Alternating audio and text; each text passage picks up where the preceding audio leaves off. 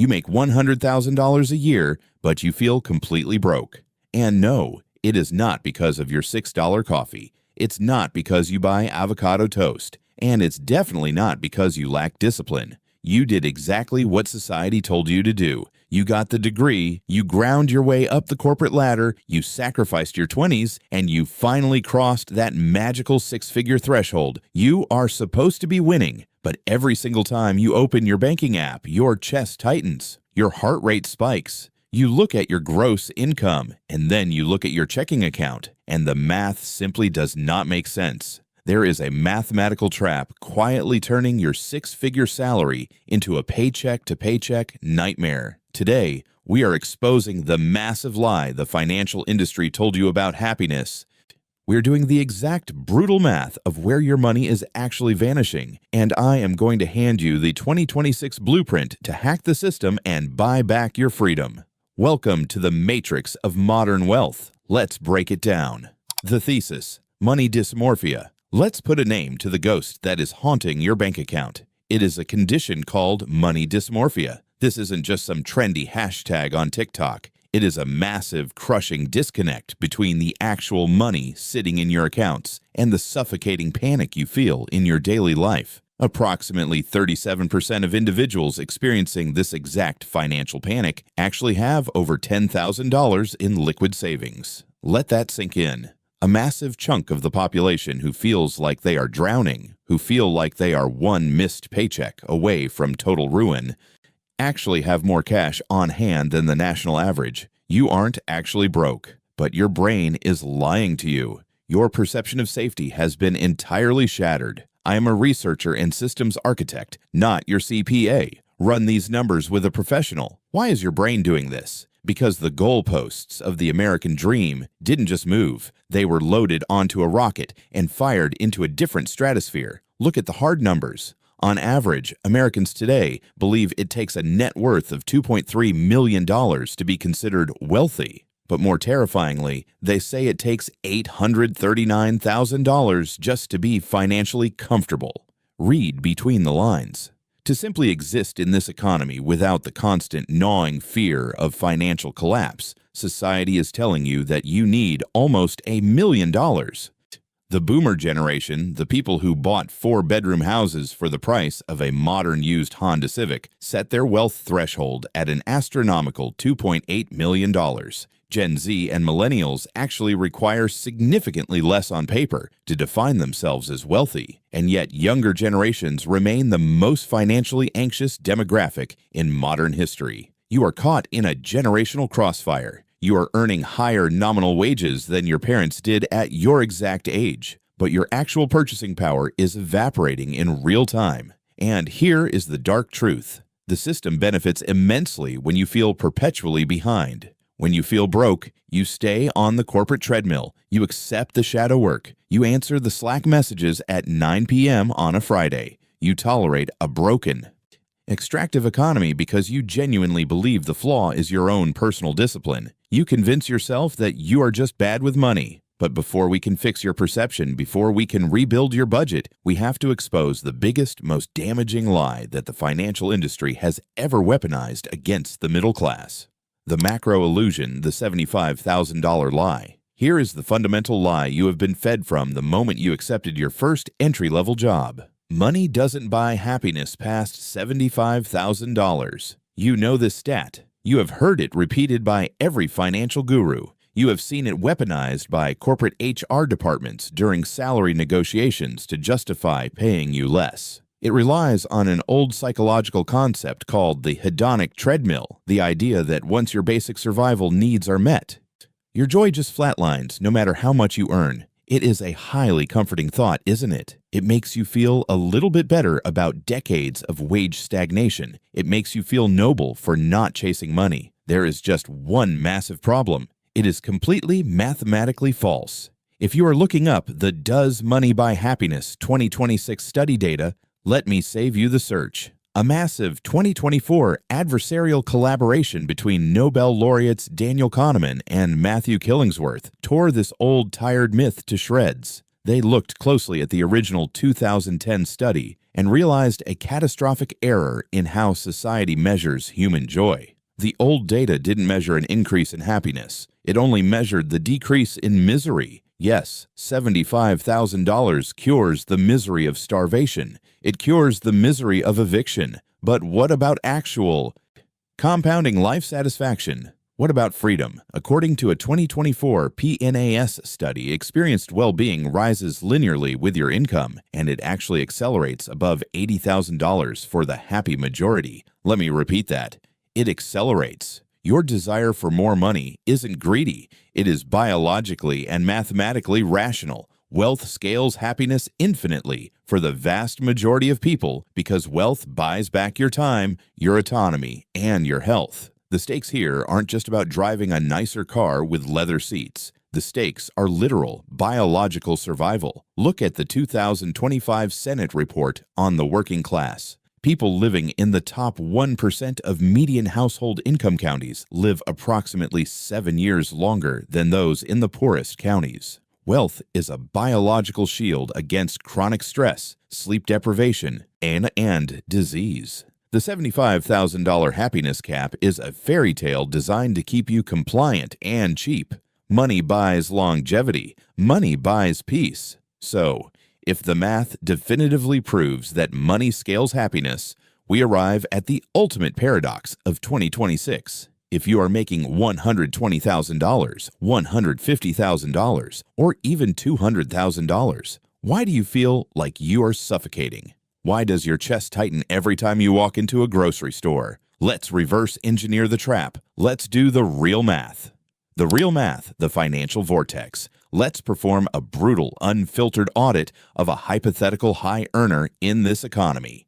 We call this demographic the Henrys. High earners, not rich yet. You see headlines constantly claiming that everyone is completely broke. That isn't entirely accurate. Bank of America data from late 2025 shows roughly 24% of U.S. While households live paycheck to paycheck, that pain is heavily, brutally concentrated in lower income brackets where people are fighting literal scarcity. If you are earning the median wage right now, your pain is structural, unforgiving, and incredibly real. But if you are a Henry, if you are making six figures, your paycheck-to-paycheck reality is entirely different. It is driven by something called the financial vortex. Reportedly, 42% of younger workers live paycheck to paycheck due to competing financial priorities. You are entirely ignoring the cost of goods sold, and the good being sold is you. Listen to the story of April Little. She is 38 years old, living in New York. She is a highly successful HR executive who transitioned into running her own business. She makes multiple six figures. On paper, she sits in the top 5% of the economy. She is the definition of modern success, but she carries $90,000 in student debt. And despite her massive gross income, the structural, unavoidable cost of childcare and education for her 3 kids became so mathematically impossible that her husband had to completely quit his job just to stay home and homeschool them. She describes her life as being stuck on a hamster wheel. This is the Henry trap. You aren't bleeding money because you buy a $6 latte or subscribe to Netflix. You are bleeding money because the structural baseline of simply existing in the middle class has exploded. This isn't lifestyle creep. This is cost of living inflation on steroids. Let's stack the exact math. I want you to watch your screen right now. Let's say you secure a salary of $150,000. You feel like you finally made it. First, federal taxes. State taxes and FICA instantly wipe out roughly $40,000. You are down to $110,000 before you even wake up in the morning. You max out your 401k because that is what society and every financial advisor tells you to do. That's another $23,000 locked away in a vault you cannot touch for 30 years without massive penalties. You are down to $87,000. Your mortgage or rent in a major city, the exact city where your high-paying job actually exists, costs you $3,500 a month. That is $42,000 a year evaporating into housing. You are down to $45,000. You have 2 kids in daycare, so you and your partner can continue working your demanding jobs. That is easily $2,500 a month, minimum. That's $30,000 a year. You are down to $15,000. We haven't even bought groceries yet. You still have to pay your student loans. You have to pay your auto loan risk premiums. You have to pay your sky-high healthcare deductibles, your inflated grocery bills, your utilities, and the basic convenience taxes of surviving a 50-hour work week. Like ordering takeout because you are too physically exhausted to chop onions at 8 p.m. Suddenly, your impressive $150,000 salary leaves you with exactly $300 of free cash flow at the end of the month. You're essentially running a multi-million-dollar personal corporation that operates on a razor-thin 0.2% profit margin, one broken water heater, one check engine light, one medical emergency, and your entire personal balance sheet collapses in on itself. This isn't just an expense, it is a penalty for existing in the modern economy. You feel poor because your liquid bandwidth is practically zero. Your money dysmorphia is triggered because your gross income tells you that you are rich, but your net operating cash flow screams that you are impoverished. And here is the psychological devastation of the financial vortex. When the math breaks down this violently, your brain stops trying to solve the equation. It just gives up, which leads us to the darkest behavioral shift of our generation. The psych trap. Doom spending. When you realize you cannot budget your way out of a structural systemic crisis, you stop defending your wallet. You pivot entirely from defense to fatalism. Welcome to doom spending. Right now, 37% of Gen Z and 39% of millennials admit to doom spending. This is not your traditional 1990s retail therapy, where you buy a nice pair of shoes to celebrate a job promotion. Doom spending is the act of purchasing luxury or non-essential items not to celebrate, but to cope with severe macroeconomic stress and deep existential dread. Let's look at the data. Roughly 26% of Gen Z and millennials now view skincare and beauty products as absolutely essential spending. To older generations, this sounds absurd. It sounds entitled, but you have to look closely at the psychology beneath the Sephora receipt. Imagine you are 28 years old. A starter home in your city costs $600,000 at a 7% interest rate. Your potential childcare costs equal a second mortgage. Your brain calculates the variables and realizes that the traditional American dream is mathematically void. You lie in bed at midnight, scrolling Zillow. You run the mortgage calculator. You see the monthly payment of $4,500, and you realize you are permanently locked out. You cannot afford the macro luxuries. You cannot afford the house with the yard. You cannot afford the traditional milestones of adulthood. So, what does your brain do? It abandons the macro goals entirely. You buy the $45 peptide serum. You buy the $80 ergonomic keyboard. You buy the $6 lattes. You fund immediate aesthetic micro-luxuries because they give you a microscopic, fleeting hit of control in an economy where you have absolutely none. It's not retail therapy. It is financial nihilism. 47% of younger demographics explicitly state they cannot rationalize saving money due to fears about the future of the world and the economy. They are spending heavily on conveniences because saving feels structurally pointless.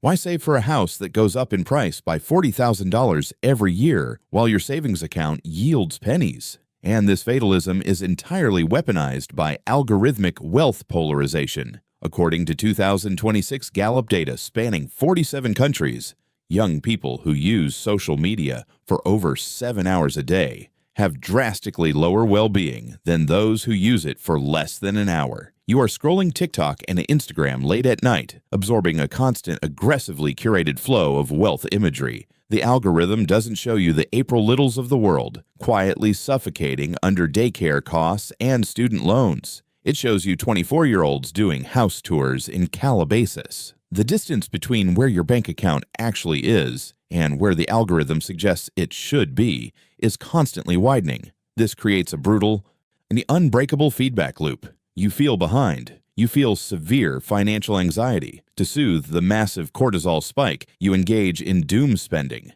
That doom spending drains your already microscopic profit margin. You end up with zero liquid cash, which triggers your panic all over again. You cannot out-earn nihilism.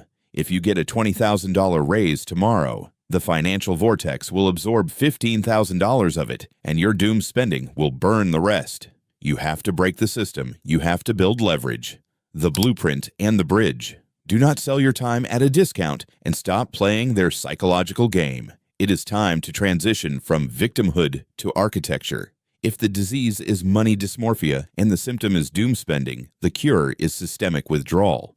Researchers at the University of Otago in 2026 studied over 1,000 individuals and found that voluntary simplicity creates opportunities for connection and well-being that drastically outpace the happiness derived from material consumption. Stepping away from material excess, even without a massive income, actually rivals high-income happiness. But how do you actually execute that in the real world without feeling like you are punishing yourself? How do you stop doom spending without succumbing to deprivation fatigue, where you just feel miserable and restricted all the time? You need to understand how to start loud budgeting. Loud budgeting was coined by a writer named Lucas Battle. It started as a viral trend, but it has evolved into a highly effective psychological weapon against the K-shaped economy. Quiet luxury is dead.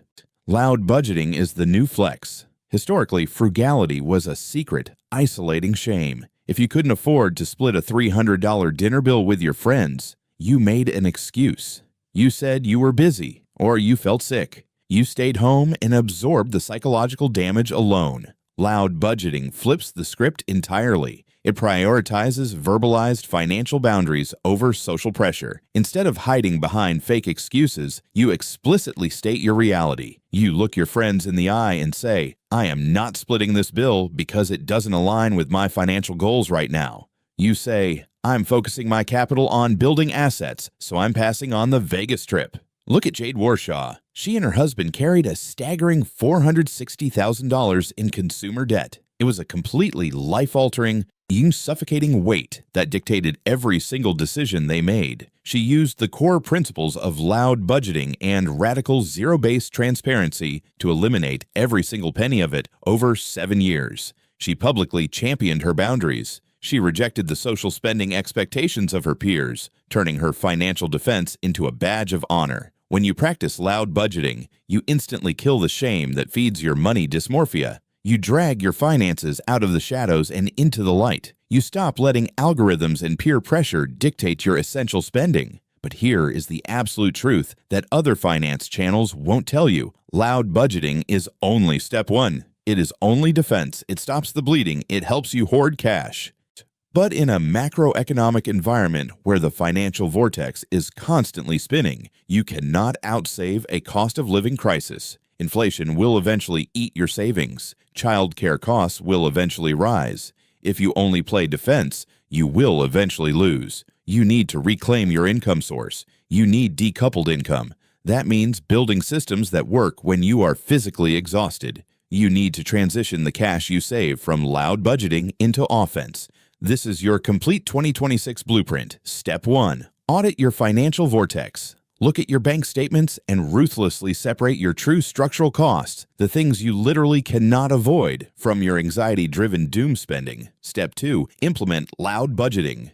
Reclaim your bandwidth by spending only on what actually moves the needle for your baseline happiness, and verbally, unapologetically, rejecting the rest in your social circles. Step 3. Build digital leverage. Once you stop bleeding cash to algorithmic nihilism, take that newly freed capital and invest it into zero-capital digital assets. I'm talking about treating yourself like a business, building SaaS affiliate pipelines, leveraging AI freelance tools to automate client work, creating systems that decouple your income from your time. You use technology to build a machine that works while you sleep. You stop playing defense against the system, and you start hacking it. Conclusion and CTA. You can work 60 hours a week, you can hit the six-figure mark, but you cannot out-earn a psychological trap you don't even know you're in. Now you know, your money dysmorphia is real. Your doom spending is a highly rational symptom of a broken system. But now you have the blueprint. The math is brutal, but your response doesn't have to be. If your six-figure salary feels like a minimum wage trap, I want you to drop your city and your biggest vampire cost in the comments below right now. Let's expose the real numbers together. And if you want to know exactly how to take the cash you just saved from loud budgeting and funnel it into automated AI systems that actually buy back your time, I broke the entire architecture down in this video right here. Click it and let's start playing offense. Stop surviving. Start building.